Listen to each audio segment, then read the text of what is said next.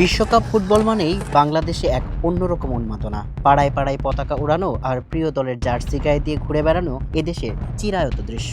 তবে আগামী 11 জুন শুরু হতে যাওয়া 2026 ফিফা বিশ্বকাপ নিয়ে এবার তৈরি হয়েছে বড় অনিশ্চয়তা। টুর্নামেন্ট শুরু হতে হাতে 32 দিন থাকলেও এখন পর্যন্ত বাংলাদেশের কোনো সম্প্রচার মাধ্যম সত্য কিনতে পারেনি। ফলে কোটি দর্শক এবার টিভিতে বিশ্বকাপ দেখা থেকে বঞ্চিত হওয়ার শঙ্কায় রয়েছেন।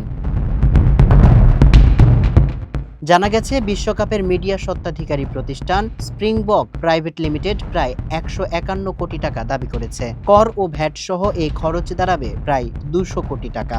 দেশের বর্তমান অর্থনৈতিক বাস্তবতায় এত বিশাল অঙ্কের বিনিয়োগ স্থানীয় চ্যানেলগুলোর জন্য অসম্ভব হয়ে দাঁড়িয়েছে। টি স্পোর্টস সহ কয়েকটি প্রতিষ্ঠান আগ্রহ দেখালেও আর্থিক ব্যবধানের কারণে কোনো সমঝোতা হয়নি।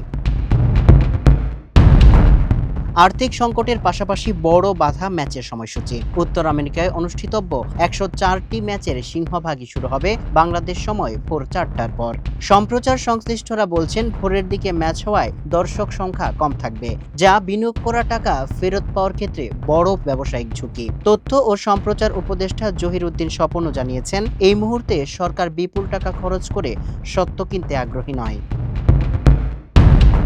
এই সংকট কেবল বাংলাদেশের নয়, ভারত ও চীনের মতো বিশাল বাজারেও একই দশা। ফিফার অতিরিক্ত চাহিদার কারণে দেশগুলোর বড় বড় নেটওয়ার্ক এখনো কোনো চুক্তিতে পৌঁছতে পারেনি। বৈশ্বিক মন্দা ও ফিফার কঠোর অবস্থানের চাপে দক্ষিণ এশিয়া সহ বিশ্বের একটি বড় অংশ এবার বিশ্বকাপ দেখা থেকে বঞ্চিত হওয়ার দ্বারপ্রান্তে দাঁড়িয়ে আছে।